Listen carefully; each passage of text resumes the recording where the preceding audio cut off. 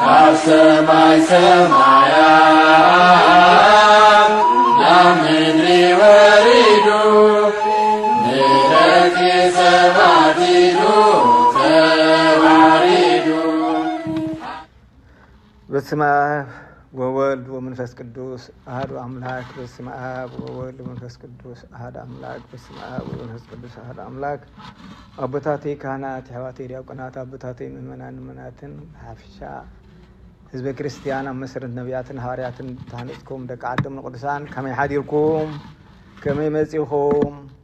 እግዚአብሔር አምላክ ተመስገነ ይኹን። ናብ 2018 ዓመተ ምህረት ዘወረደ ማለት ድሮ ጾም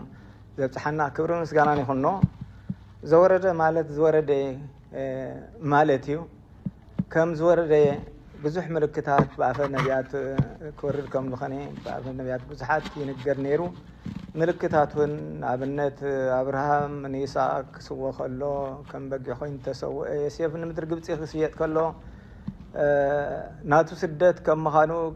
ክርስቶስ ኮይኑ ተሸይጡ፣ ሙሴ እውን ኣብ ባሕሪ ኒል ክድርበ ከሎ ኩሎም ደቂ ዕብራውያን ኣወዳት ዘበሉ ናብ ባሕሪ ኒል ክድርበዩ ከለዉ ንስ ግን ካብቶም ብዙሓት ኣወዳት ምፅኡ ጎይታናን ኣምላኽናን መድሓኒናን ኢየሱስ ክርስቶስ ካብ 144,400 ህፃናት ሄሮድስ ዝሓረዶም ንክርስቶስ ክረክብ ኢሉ ሙሴ ከዓ ልክዕ ካብቲ መዓትቲ ከም ዝወፀ የመልክት። ብድሕሪኡ እውን ሙሴ ኣብ ደብረ ሲና ማለት ኣብ ዮቶር ሓሙኡ ተዓሲቡ ኣባጊዕ ክጓሲ ከሎ ኣብ ቁጥቋጥ እንጨቲ ዝተረኣዮ ብሓዊ ትነድድ ዝተረኣዮ እሱ እግዚኣብሔር ክወርድ ከም ምዃኑ ናብ ቅድስቲ ድንግል ማርያም ክውለድ ከም ምዃኑ ዘርኢ ምልክት ነይሩ። ኣብዚ ምዕራፍ 3 እዚ ብፍላይ ኣብ ቁፅሪ 8 እንሆ ድምፂ ዕብራውያን ሰሚዐ ኣለኹ፣ ጨቆና ግብፃውያን ርኢ ኣለኹ፣ ማኣውያት ናይ ዕብራውያን ናበይ መፅኡ ስለዚ ወሪደ ኣለኹ ዝብል ቃል ንርኢ። ነሱ እቲ ምራድቲ ግዝያዊ ንዕብራውያን ከድሕኖም እኳ እንተኾነ ምልክት ናብ ኩሎም ደቂ ኣዳም ወሪዱ ከድሕነና ከም ምዃኑ ምልክት እዩ ነይሩ። ኣብ ምዕራፍ 19 እውን ሙሴ ኣብ ደብረ ሲና ናብዚ ደይክብሎ ከሎ ብሓዊ ብነበልባል ብነጎድጓድ ብኩሉ ዝተረአየ እግዚኣብሔር እቲ ደቂ ሰባት ክቐርብዎ ዘይክእሉ እግዚኣብሔር ክርእይዎ ዘይክእሉ እግዚኣብሔር ብዝረአ ደመናን ሓውን ጣቓን ዲንን ወሪዱ ንሙሴ ሕግን ስርዓትን ዝሃቦ እዚ ምራዱ እዩ ዘመልክት ነይሩ። እግዚኣብሔር ኣምላኽ ኣብ ተመን ስቀሉ ኣብ መስቀል ምባሉ እውን በቃ ክስቀል ከም ምዃኑ ዘመልክት፣ ወሪዱ ክስቀል ከም ምዃኑ ዘመልክት ነይሩ። ብዝኾነ እዚ ኩሉ ምልክታት ፀኒሑ ግን እቲ ኣማናዊ ምውራድ ካብ ቅድስቲ ድንግል ማርያም ተወሊዱ እንሆ በዚ ሎም መዓልቲ ዝንበበልና ዘሎ ወንጀል ዮሃንስ ምዕራፍ 3 ካብ ፍቅዲ 13 ኣልዕልና ከነልዕልና ንዛረቢና ብጀካቲ ካብ ሰማይ ዝወረደ ወዲ ሰብ ናብ ሰማይ ዝዓርገ ሓደ እኳ የልዎን፣ ብኡ ዝኣምን ዘበለ ኩሉ ናይ ዘለኣለም ሂወት ምእንቲ ክረክብ እምበር ከይጠፍእሲ ምእንቲ ከምቲ ሙሴ ኣብ በረኻ እንተመሰቀለ ወዲ ሰብ ድማ ክስቀል ይግብኦ እዩ ዝብል ባዕሉ ዝመስከሮ እንህለ እሱ ኣብዚ ምድሪ እዚ ብሓፂር ቁመት ብፀቢብ ደረት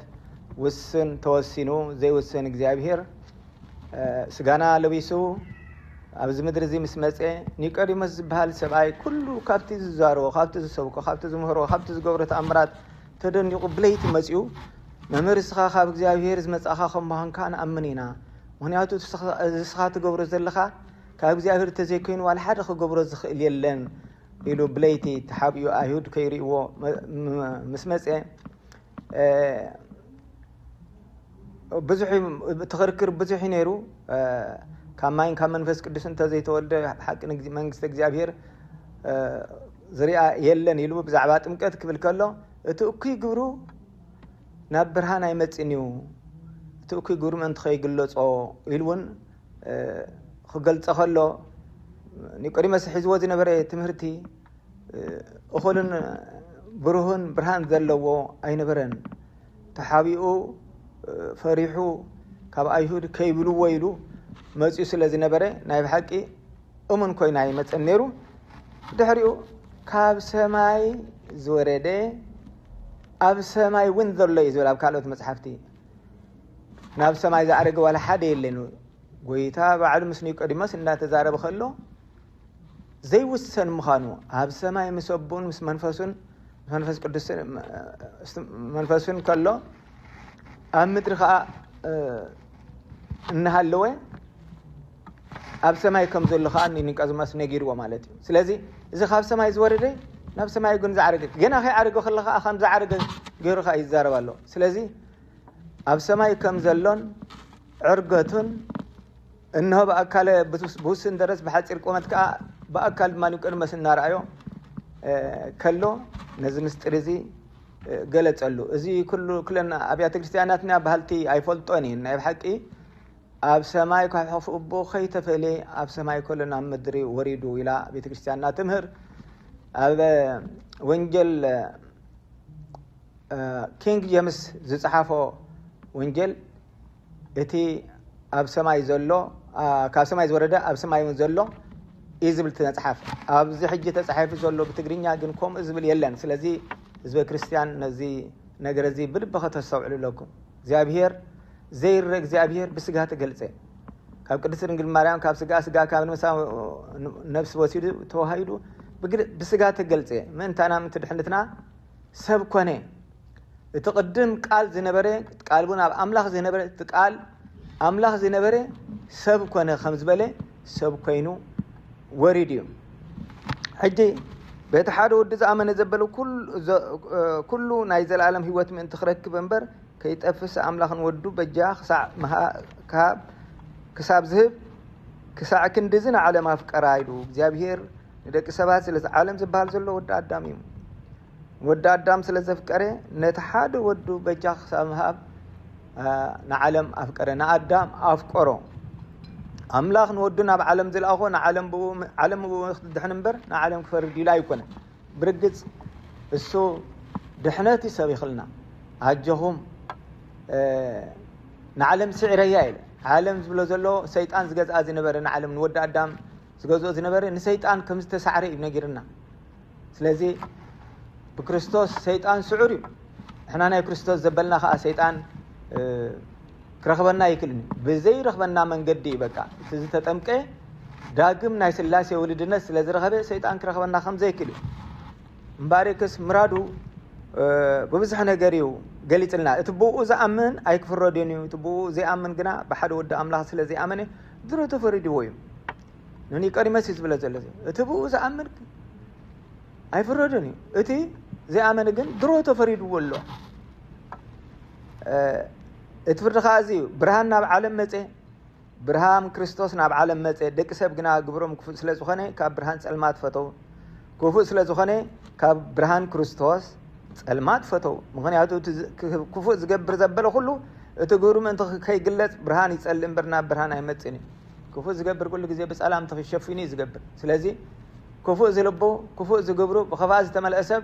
ናብ ግልጽ ኣይመጽእን ናብ ብርሃን ክርስቶስ ኣይመጽእን እዩ ክርስቶስ ብርሃን እዩ ክርስቶስ ብርሃን ደቂ ሰባት እዩ ክርስቶስ ኣእምሮ ደቂ ሰባት እዩ ክርስቶስ ንኹሉ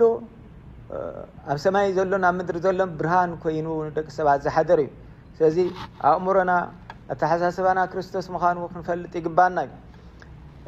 ምክንያቱ እቲ ክፉእ ዝገብር ዘበለ ኩሉ እቲ ግብሩ ምእንቲ ከይግለጽ ብርሃን ይጸልእ እምበር ናብ ብርሃን ኣይመጽእን እዩ እቲ ሓቂ ዝገብር ግና ከም ትእዛዝ ኣምላኽ ስለ ዝገበረ እቲ ግብሩ ምእንቲ ክግለጽ ናብ ብርሃን እዩ ዝመጽእ ክርስቶስ ሓቂ እዩ ብርሃን እዩ እቲ ብርሃን እቲ ሓቂ ዝገብር ከዓ ናብ ብርሃን ይመጽእ ነቲ ሓቅነቱ ክገልጽ ይብል ስለዚ እግዚአብሔር ኣምላኽ በእሙን ተገሊጽልና እዩ ናይ ብሓቂ ካብ ቅድስት ድንግል ማርያም ሰብ ኮይኑ እዩ ኣብ ምዕራፍ 22 ድሕሪ እዚ ኢየሱስ ምስ ደቀ መዛሙርቱ ናብ ምድሪ ይሁዳ ኸደ ኣብኡ ከዓ እናጥመቐ ምስኣቶም ቀነ ኣብ ይሁኑን ጥቓስየም ብዙሕ ማይ ስለ ዝነበረ ዮሃንስ ኣብኡ የጥምቕ ነበረ ብዙሓት ሰባት ከዓ ይመፁን ብኡ ይጥምቑ ነበረ ምክንያቱ ዮሃንስ ገና ናብ ቤት ማእሰርቲ ኣተወን ነበረ ሽዑ ኣብ መንጎ ደቀ መዛሙርቲ ዮሃንስ ሓደ ኣይሁዳውን ዛዕባ ስርዓት ምብፃሕ ክርክር ተላዕለ ናብ ዮሃንስ መፅኡ ከዓ መምህር እቲ ኣብ ማዕዶ ዮርዳኖስ ምሳኻ ዝነበረ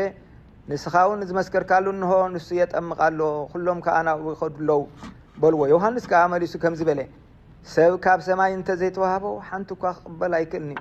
أنا كقدمي زتلاخو دامبر كريستوس كم زي كونكو أيكونكم كم زبالكم نسخاتكم بعلخاتكم تمسكريوهم اتمرعز زلاتو نسو مرعويو اتدويلو نو سمعو خا عارك مرعوي جنا بدمصي تمرعوي ازي حغوس بلا يوحنس سلازي اب ጥምቀት ዮሐንስ ከጥምቆ ኸሎ አቦ ዝንቱ ተወልደ ዘአፈቅር ወለቱ ስምዑዎ ዝበቱ ሰመርኩ ወለቱ ስምዖ እትፍቱ ወደይ ቦይ ሰመርኩ እዚ እሞ ንዑ ስምዕዎ ዝብል ድምጽ መጽ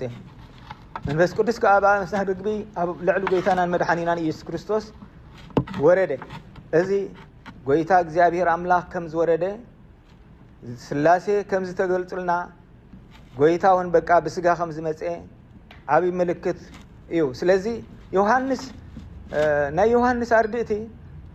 እቲ ዘጠመቅ ካዮሲ አብርዳን ዘጠመቅ ካዮስ የጠመቅ አሎ ይሎም ነገሩ ዮሐንስ ጥምቀት ንስሐይ የጠመቅ ነሩ ጎይታ ግን ወልድነት ናይ ስላሴ እዩ ከንጠመቅ አዚዝና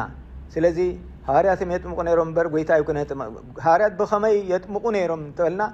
ብናይ ጎይታ ብርሃን ብናይ ጎይታ አምላክነት የጠመቁ ነሮም ገና መንፈስ ቅዱስ ወሪዳ አይወረደን ነር ድሕሪው መንፈስ ቅዱስ ወረድ ኪዶ ኩሉ ዓለም በስመ አብ ወወልድ መንፈስ ቅዱስን እናጥማቅቱም ደቀ መዛሙርተይ ግወርዎም ክብሎም ዳሕራዩ ኮም ዝበሎም ሕጂ ግን ኣብዚ ግዜ እዚ ግን አይበሎም ግን የጥምቁ ነሮም በመን በአምላክነት ጎይታናን መድኃኒና በስም ኢየሱስ ክርስቶስ የጥምቁ ነሮም ስለዚህ ዮሐንስ ነዚ አነ ክርስቶስ ከምዘ ኮንኩ አይኮንኩን ከም ዝበልኩም በዓልኻትኩም ትፈልጡኹም እቲ መርዓ ዘላቶ ንሱ መርዓዊዩ እቲ ኣብ ጎኑ ዘለኻ ዓርኪዩ ስለዚህ በዝኻ አነ ደስ ይብለኒ ዝበለ ዮሐንስ ዓርኪ ጎይታ ከም ምኻኑ ጎይታኻ መርዓዊ ከም ምኻኑ መርዓትካ ኣብ ቤተ ክርስቲያን ከም ምኻና ዝገልጽ ስለዚህ ህዝበ ክርስቲያን አነ ንስኻትኩም ናብ ውሽጢ ቤተ ክርስቲያን ኢና ዘለና ኣብ ውሽጢ እታ መርዓቲ ኢና ዘለና መርዓቲ ኣብ ቤተ ክርስቲያን አካል ናይ ክርስቶስ ኢና ኩላና ስለዚህ ክርስቶስ ርእስ ቤተ ክርስቲያን ከም ዘበለ ቅዱስ ሐዋርያ ጳውሎስ ቤተ ክርስቲያን ከአካል ያ ከም ዘበለ ንሓ ኩላቱ ክፍለ አካላቱ ኢና እግዚአብሔር ብርግጽ ወሪዲዩ እግዚአብሔር አምላክ እንታና ወሪዱ አድሕንና እሞ እግዚአብሔር ድሕነቱ ምስኩልና ህዝበ ክርስቲያን ይኹን እዚ ጾም እዚ ብርኽ ጾም ክገብረልና ጾም 40 ማለት ጎይታ ባዕሉ 40 መዓልትን 40 ለይትን ኣብ ገዳመ ቀረንጦስ እስተጠምቀ ከይሓደረ ከይዋዕልና ኣብ ገዳመ ቀረንጦስ ከይዱ 40 መዓልትን 40 ለይትን ጾመዩ ብኡውን ሰይጣን እኳ እንተተፋታትኖ ሰይጣን ከም ዝሰዓሮ ንርሞ አነ ንስኻትኩምን ከዓ ንሰይጣን ንስዕረሉ ብጾም እዩ ይወጽእ ዝንቱ ዘመድ ዘንበለ በጾም ወጸሎት ከም ዝበለ እዚ ከምዚ ኣምሰለ ዓይነት ብዘይ ጾምን ጸሎትን ክወጽእ ኣይክእልኒ ከም ዝበለ ንኩሎም አጋንንቲ ብጾም ኢና ክንስዕሮም ንኽእል ብከንጎም ለኩሎም ፀርነ በአኻ ንኩሎም ጸላእትና ንወቆም ብስምካውን ሓሲርና ናዋዲድናን ነሳጉጎም ከም ዝበለ ብኡ እቲ ንሱ ዝገበሮ ብጾም ንኩሎም ክንስዕሮም ንኽእል ኢና ጎይታ ምሳና እንትዳሃልዩ ንሳቶም ሓይሊ የብሎምን ስለዚህ እግዚአብሔር አምላክ ምሳና ኣሎ ምሳና ሁሉ ቅዱስ ፈቃድ ይኹነልና ጾምና ጾመ ድህነት ጾመ በረኸት ጾመ ረድኤት ጾመ ፍቅርን ሓድነትን ሰላም ዘምጽእ ይግበረልና ዓለም ብላም ድርሳብ ሕረቲ ጠምተልና እግዚአብሔር ንዓናኻ ብፍቅሪ ይጽመደና ዝተባረኸን ዝተቀደሰን መዓልቲ ይግበረልና ወስብሐት ለእግዚአብሔር ወለወላዲቱ ድንግል ወለመስቀሉ ክቡር ኮቶ ይሰብሐ ስሙ ለእግዚአብሔር ወትረ በኩሉ ሰዓት ሰማይ ሰማያት